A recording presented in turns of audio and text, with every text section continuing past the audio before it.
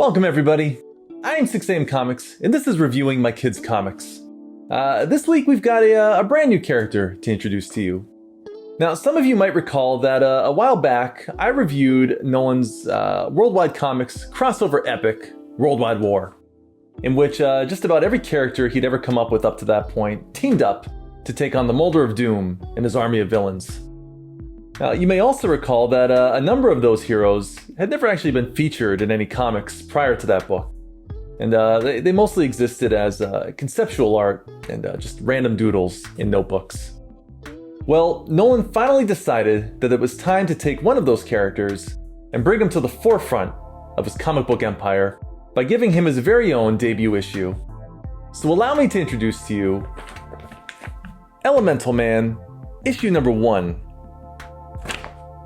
Let's have a look. I bumped the microphone.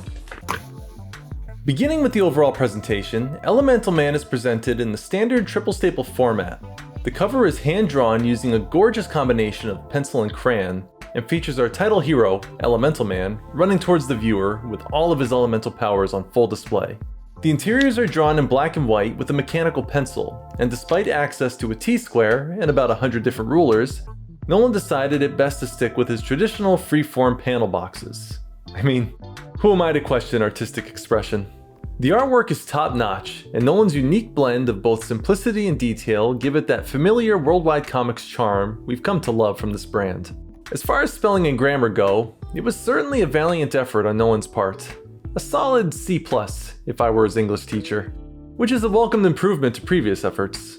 But one can only imagine the heights a science-based book like this could soar to had Nolan's former editor and big brother Milo been involved. Originally, rumors hinted at a potential reunion between the selectively estranged brothers. However, after Nolan accused Milo of looking at him during a parental scolding over the ingestion of his vegetables at dinner, the brothers yet again decided it was best to create in their own respective corners of the industry. As I mentioned earlier, Elemental Man made his first canonical debut during Worldwide War I. He was featured on the cover, as well as a grand total of 2 panels in which he is recruited by Quick to join the fight against the Molder of Doom, and subsequently disappeared from the book immediately after. His look at the time was drastically different, taking on the appearance of a Minecraft character rather than a normal proportioned humanoid.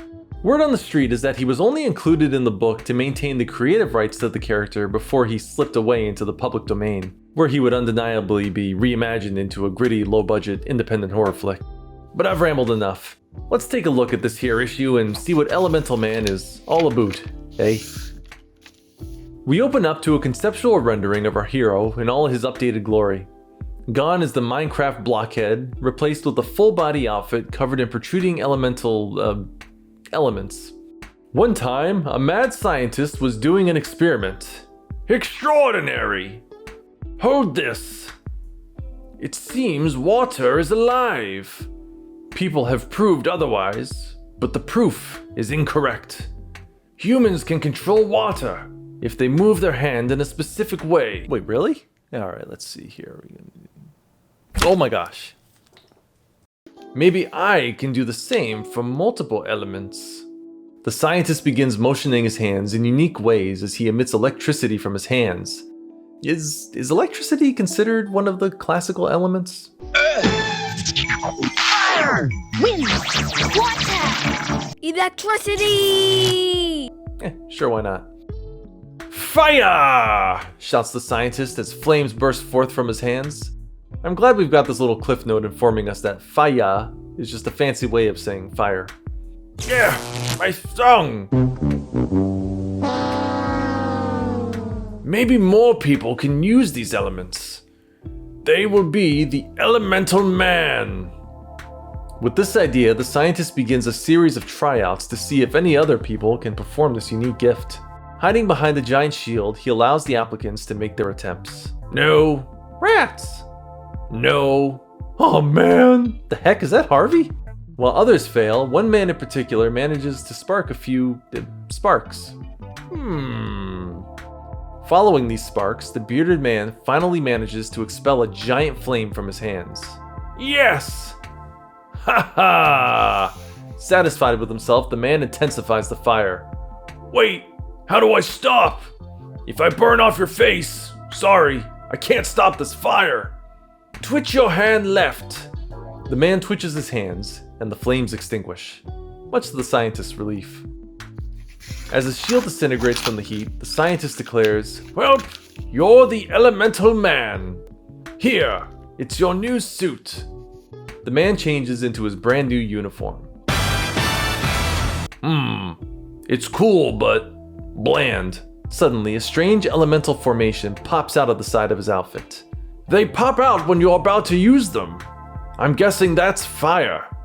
Directly on cue, a flame forms at the tip of Elemental Man's finger, and we're greeted with the comic book's official title card. Elemental Man, the new issue. Wait, is there an old issue somewhere? Sweet intro. In the distance, our protagonist hears a cry for help. With his control of fire, he flies out of the laboratory towards the scene of the crime. Here. Our hero arrives to see a large liquid monstrosity attacking a young woman. She kinda looks like the first woman who auditioned for the elemental superhero gig. I am Fluid! Lighter Fluid's the name! You're an opponent! Lighter Fluid swats Elemental Man away like a fly. Ha ha! Not a worthy one! The raw strength of our liquid antagonist leaves Elemental Man flying through the air at a rapid speed. However, he backflips to safety with the finesse of a young gymnast. Urk, that hurt. Calculating his best attack on this new villain, Elemental Man thinks to himself, Ice power! As blocks of ice form on his suit and snowflakes begin manifesting around him. Ice! Elemental Man fires off a blast of ice in his opponent's direction, freezing him almost instantaneously. However, the effects don't last long and the icy shell begins to rumble and crack before bursting open as lighter fluid pours out of the freezing prison, ready to continue the battle. Wait, I can blow him up! He is lighter fluid! A new element forms on our hero, this time it's lava. The burning liquid flows from his body towards his aggressor. Take that! Lighter fluid overconfidently begins laughing hysterically. Just then, the lava makes contact. Boom! The lava, mixed with lighter fluid's chemical makeup, begins a chain reaction of explosions, and as the dust settles, a pile of ashes remain. Although in a similar scene to the Molder of Doom's apparent death in Supernolan 3, we see that the rising smoke from the remains contains a sinister grin, subtly telling us that this is perhaps not the last we've seen of this mysterious villain. Elemental Man strikes a heroic pose before a glorious the end. It's been a while since we've had a good old-fashioned origin story. I'm always impressed by Nolan's ability to give just enough information to immerse you in the world he's building, yet leave just enough mystery to keep you thinking about the story long after you've turned the final page, and leave you anticipating the next issue. What mysteries, pray tell? Well, I think this is an obvious one, but just who is Elemental Man? We know the suit, we know the powers, but we don't know our main character's secret identity, nor if it's even intended to be a secret at all. I mean, the scientist who discovered this incredible ability seemingly put out a very public ad for superhero tryouts, so it's not like there wasn't a line of people outside his laboratory with very exposed faces waiting to see if they had the ability to harness the power of the elements. Come to think of it, it's never actually implied that only one person can don the suit. The scientist also has this elemental power, and he says himself that maybe multiple people can in fact control the elements. Whoa. Maybe this isn't the same Elemental Man that appeared in Worldwide War. Maybe there's others who have taken the name. It'd be interesting to think that this unnamed scientist has perhaps established an anthology of men and women taking on the heroic entity. Maybe it's not so much about one Elemental Man, but instead a superpowered militia, an Elemental Corps. And this issue merely documented the first to enlist. It would explain the wildly different costumes between Worldwide War's Elemental Man and this particular issue's Elemental Man. With the knowledge that others out there may possess this power, I'm inclined to think back to another villain that most of you have probably forgotten. The fiery liquid villain from Human Spider issue number 1. A monstrous villain who, due to a malfunctioning liquefying ray, was transformed into a shapeless mass of living water. While his transformation into liquid was artificial rather than a natural-born talent, his ability to manifest fire around his water-based physique was left unexplained. Could he have perhaps unknowingly possessed the elemental power all along? How else do you explain flammable water if not for the ability to manipulate both fire and water? Wait a minute. Now that I think about it, Elemental Man's antagonist, lighter fluid, bears an odd resemblance to the human spider's liquid foe. Could it be that he escaped his frozen prison, only to find that while encased in ice, his fire and water merged into a flammable liquid as a means of self-preservation? See what I mean? Just enough mystery to keep you invested.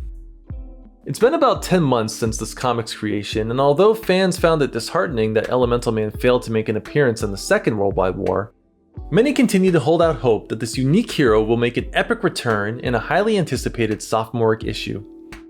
Fingers crossed, y'all. And there you have it, Elemental Man, issue number 1. A promising debut for a character who's been long overdue for his own series. Solid art, a fun premise, and an interesting design. And all these factors contribute to my official rating of 21 Earth, Wind, and Fire albums. Dang, I really should have reviewed this in September. In any case, here's hoping this issue number 1 gets a follow-up.